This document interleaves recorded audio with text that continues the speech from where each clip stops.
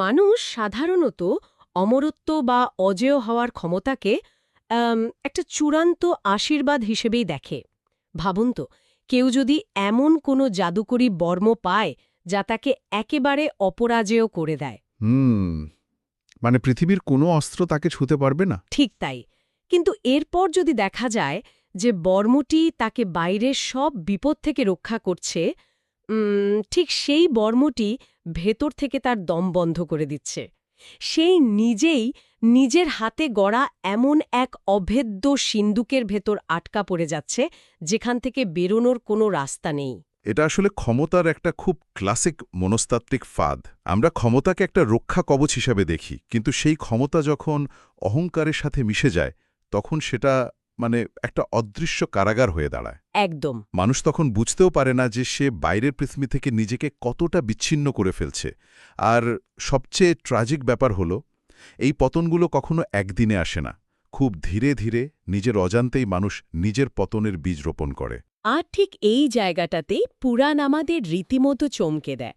আজকের এই গভীর বিশ্লেষণে আমরা হিন্দু পুরাণের অত্যন্ত জটিল একটা চরিত্র, মানে প্রাগজ্যোতিষপুরী রাজা নরকাসুর বা ভৌমাসুরের গল্পের ভেতরে ঢুকব। হ্যাঁ, খুবই ইন্টারেস্টিং একটা চরিত্র। আমাদের হাতে থাকা বিষ্ণু পুরাণ, ভাগবত পুরাণ আর বেশ কিছু আঞ্চলিক লোককথার সূত্র ধরে আমরা এই চরিত্রটির গভীরে যাব। লক্ষ্য একটাই, কিভাবে ঐশ্বরিক আশীর্বাদপুষ্ট একটা মানুষ সম্পূর্ণ অহংকারের বশবর্তী হয়ে এক নিষ্ঠুর স্বৈরাচারীতে পরিণত হয়, সেটা বিশ্লেষণ করা। রাইট। এটা কিন্তু কোনো সাধারণ রূপকথার ওই ভালো বনাম মন্দের লড়াই নয়। না, একদমই না। ক্ষমতার অপব্যবহার হলে কি হয় সেটা বোঝার জন্য এর চেয়ে নিখুঁত কোনো রেফারেন্স হয়তো হয় না। আমি তো বলবো, নরকাসুরের কাহিনীটা আজকের দিনের জন্য ভীষণ প্রাসঙ্গিক। এই কাহিনীর সবচেয়ে আকর্ষণীয় দিক হল এটি কোনো জন্মগত খলনায়কের গল্প নয়। তার শুরুটা তো বেশ অন্যরকম ছিল। ঠিক, তার জন্ম, বেড়ে ওঠা এবং চূড়ান্ত পতন, এই পুরো ব্যাপারটার মধ্যে একটা মহাজাগতিক দর্শন কাজ করেছে। এখানে ঐশ্বরিক ধর্ম বা ন্যায়ের সাথে আত্মকেন্দ্রিক উচ্চাকাঙ্ক্ষার একটা সরাসরি সংঘাত আমরা দেখতে পাই। আর এই সংঘাত কিন্তু শুধু পৌরাণিক যুগের নয়, আধুনিক যুগেও যে কোনো ক্ষমতাবান মানুষের ভেতরে এই একই দ্বন্দ্ব কাজ করে। তো এই দানবরাজের একদম শুরুর দিককার কথায় আসা যাক, কারণ তার শুরুটা কিন্তু মোটেও খারাপ ছিল না। না, উল্টে বেশ মহিমান্বিতই ছিল বলা যায়। হ্যাঁ, পুরাণ মতে নরকাসুর কোনো সাধারণ দানব ছিলেন না। তিনি ছিলেন স্বয়ং ভূদেবী, মানে পৃথিবী মাতা, এবং ভগবান বিষ্ণুর বরাহ অবতারের সন্তান। ব্যাপারটা একটু বুঝিয়ে বলবেন, এই ঐশ্বরিক জন্মের পেছনের প্রেক্ষাপটটা আসলে কি ছিল? ওকে, কাহিনীটা শুরু হয় হিরণ্যাক্ষ নামক এক প্রতাপশালী দানবকে দিয়ে। সে যখন গোটা পৃথিবীকে মহাজাগতিক সমুদ্রের নিচে লুকিয়ে ফেলেছিল, তখন পৃথিবী বা ভূদেবী চরম সংকটে পড়েন। আচ্ছা। তখন ভগবান বিষ্ণু বরাহ, অর্থাৎ এক বিশাল শূকরের রূপ ধারণ করে সমুদ্রের তলদেশ থেকে পৃথিবীকে উদ্ধার করেন। এই যে মহাজাগতিক উদ্ধার, ঠিক তার পরই নরকাসুরের জন্ম হয়। ও আচ্ছা, তার মানে এই জন্মটা একটা বড় ঘটনার পর ঘটেছিল। একদম। যেহেতু তিনি ভূমি বা পৃথিবীর সন্তান ছিলেন, তাই তার আরেক নাম ছিল ভৌমাসুর। বুঝতে পারছেন নিশ্চয়ই, এই জন্মটাকে তখন অত্যন্ত শুভ এবং পবিত্র একটা ঘটনা হিসাবে দেখা হতো। হ্যাঁ, আর তার শৈশবটাও কিন্তু চমৎকার ছিল। আমরা তো দেখি যে তিনি অত্যন্ত গুণী ছিলেন। ঋষি জনকের মতো পরম জ্ঞানী গুরুদের কাছে তিনি যুদ্ধবিদ্যা, রাষ্ট্রনীতি, আধ্যাত্মিক শিক্ষা লাভ করেন। শুরুতেই তিনি একজন অত্যন্ত ন্যায়পরায়ণ শাসকও ছিলেন। প্রজারা তাকে ভালোবাসত। ঠিক, কিন্তু এরপরই তো আসে সেই মোড় ঘোরানো ঘটনা। তিনি সৃষ্টিকর্তা ব্রহ্মাকে কঠোর তপস্যায় সন্তুষ্ট করে একটি বর লাভ করেন। বরটি ছিল এই যে কেবল এবং কেবলমাত্র তার মায়ের হাতেই তার মৃত্যু হতে পারবে। আর ঠিক এই বরটাই তার জীবনের সবচেয়ে বড় কাল হয়ে দাঁড়ায়। ব্রহ্মার এই বর পাওয়ার পর নরকাসুরের ভেতরে একটা ভ্রান্ত নিরাপত্তার বোধ তৈরি হয়। ভ্রান্ত নিরাপত্তা? হ্যাঁ, ধরুন, পৃথিবীর কোনো মা কি নিজের হাতে নিজের সন্তানকে হত্যা করবে? স্বাভাবিকভাবেই না। তাই নরকাসুর কার্যত নিজেকে অমর ভাবতে শুরু করে। ওকে, চলুন বিষয়টা একটু তলিয়ে দেখি। আমার কাছে এই জায়গাটা ঠিক পরিষ্কার না। অমরত্ব বা অজেয় হওয়ার বর পেলেই তো মানুষ হঠাৎ করে খারাপ হয়ে যায় না, তাই না? তার তো একটা ঐশ্বরিক ব্যাকগ্রাউন্ড ছিল, এত ভালো শিক্ষা সে পেল। রাইট। তাহলে শুধু একটা বরের কারণে সে এত বড় স্বৈরাচারী হয়ে গেল কিভাবে? খুব লজিক্যাল একটা প্রশ্ন। আসলে পতনটা শুধু বরের কারণে হয়নি, এর সাথে আরও কিছু ফ্যাক্টর কাজ করেছিল। মনোবিজ্ঞানে একটা বিষয় আছে, অসীম ক্ষমতা মানুষকে অন্ধ করে দেয়। যখন কেউ জানে যে তাকে শাস্তি দেওয়ার মতো কেউ নেই, তখন তার ভেতরের সুপ্ত অন্ধকারগুলো বেরিয়ে আসতে শুরু করে। এর সাথে যোগ হয়েছিল খারাপ সঙ্গ। বানাসুরের মতো অন্যান্য অত্যাচারী অসুরদের সাথে তার সখ্যতা গড়ে ওঠে। ও, মানে সঙ্গত দোষও ছিল একটা বড় কারণ। ঠিক, তাদের প্রভাবে নরকাসুর তার মূল আধ্যাত্মিক শিক্ষা থেকে সরে আসে। সে ভুলে যায় যে বিনয় ছাড়া ক্ষমতা সবসময় ধ্বংস ডেকে আনে। আচ্ছা, এবার বুঝতে পারছি। আজকের যুগে আমরা এমনটা কোথায় দেখি বলুন তো? ধরুন কোনো প্রভাবশালী বিলিয়নিয়ার বা নেতার ছেলে, যার মনে হয় টাকা, ক্ষমতা আর ব্যাকআপ দিয়ে সে যে কোনো আইনকে কিনে নিতে পারবে। একদম নিখুঁত উপমা। তাই না? কেউ তার টিকি ছুঁতে পারবে না। এই ইমিউনিটি বা দায়মুক্তির ধারণা থেকেই তো সে বেপরোয়া হয়ে ওঠে। নরকাসুরের এই ব্রহ্মার বটটাও তো আসলে সেম কাজটাই করেছিল। ঠিক ওই বিলিয়নিয়ারের সন্তানের মতোই নরকাসুর ভাবতে শুরু করেছিল যে মহাজাগতিক কোনো আইন তার উপর খাটবে না। আর এই অমরত্বের ভ্রান্ত বিশ্বাসটা কিন্তু কেবল তার মনের ভেতরেই সীমাবদ্ধ থাকেনি। এটা বাস্তবেও রূপ নিতে শুরু করে। হ্যাঁ, এটা তার সাম্রাজ্য এবং তার নিষ্ঠুর আগ্রাসনের মাধ্যমে বাস্তবে রূপ নিতে শুরু করে। আর সেই সাম্রাজ্যের রাজধানী ছিল প্রাগজ্যোতিষ, যা বর্তমান আসাম এবং উত্তর পূর্ব ভারতের কাছাকাছি কোনো এক জায়গায় ছিল বলে মনে করা হয়। এই শহরের যে বর্ণনা সোর্স মেটেরিয়ালসগুলোতে আছে, সেটা শুনলে রীতিমতো অবাক হতে হয়। হ্যাঁ, ভীষণ ইন্টারেস্টিং বর্ণনা। এটা ছিল এক দুর্ভেদ্য শহর। চারদিকে উঁচু পর্বত, আগুনের প্রাচীর, জাদুকরী ফাঁদ আর জলের পরীক্ষা দিয়ে ঘেরা।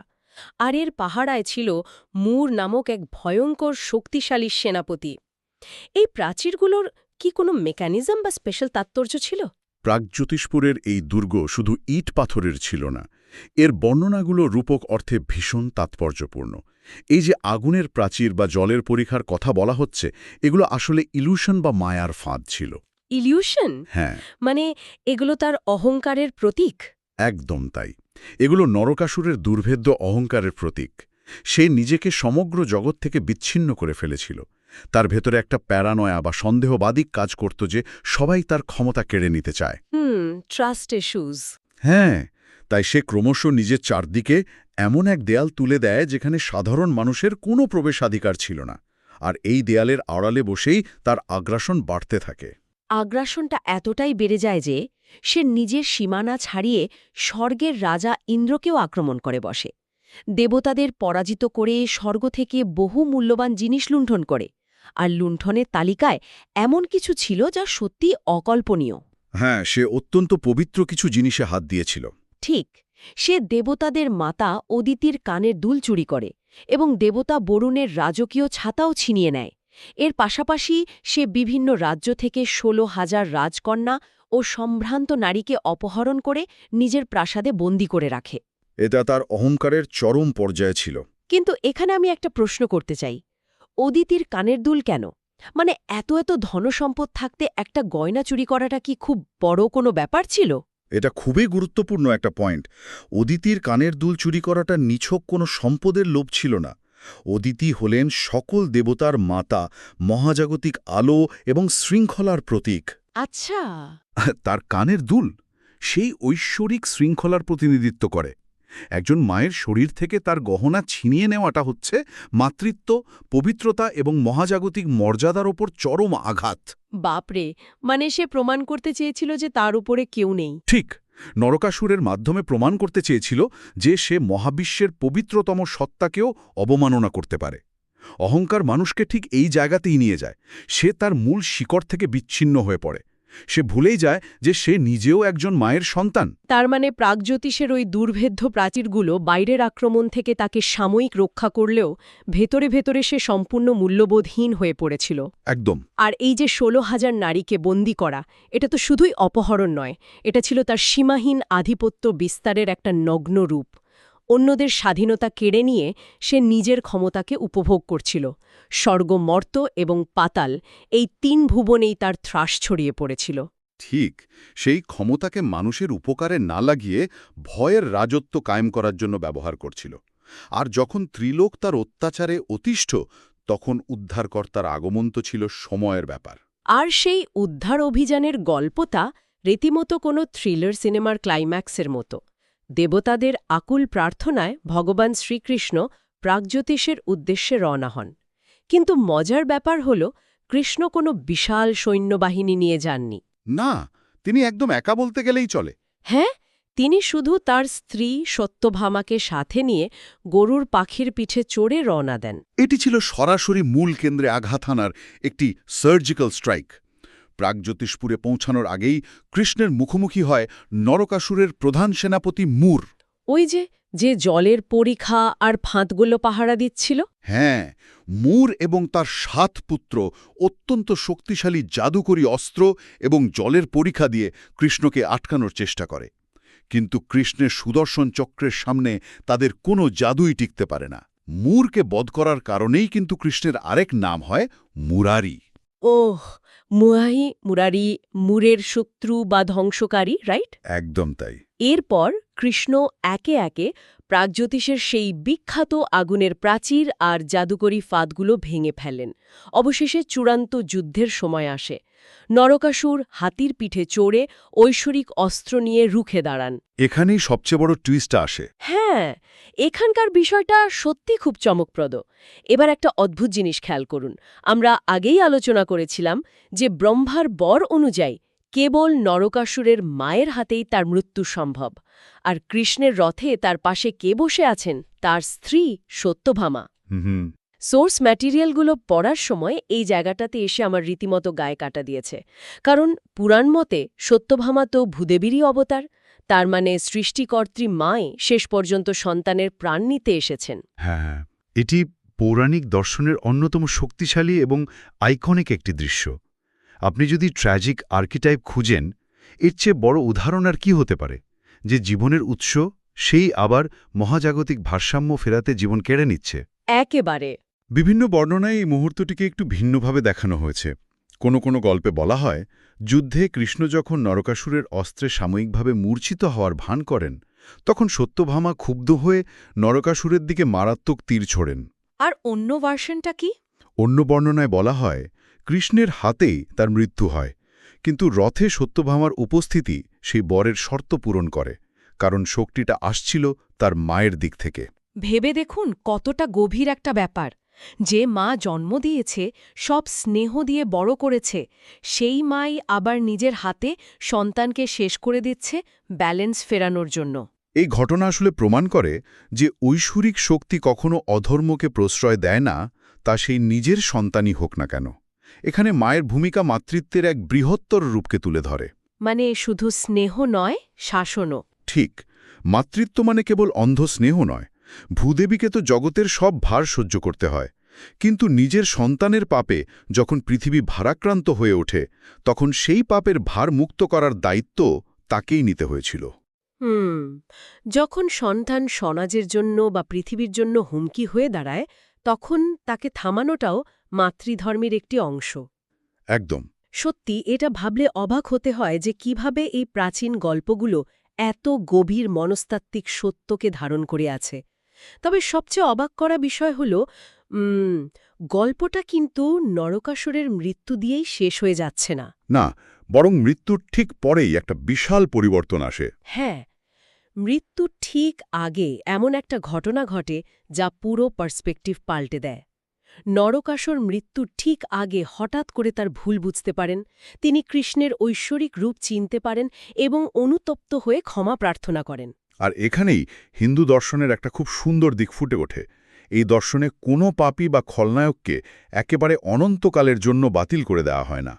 অনুশোচনার মাধ্যমে শেষ মুহূর্তেও প্রায়শ্চিত্তের সুযোগ থাকে।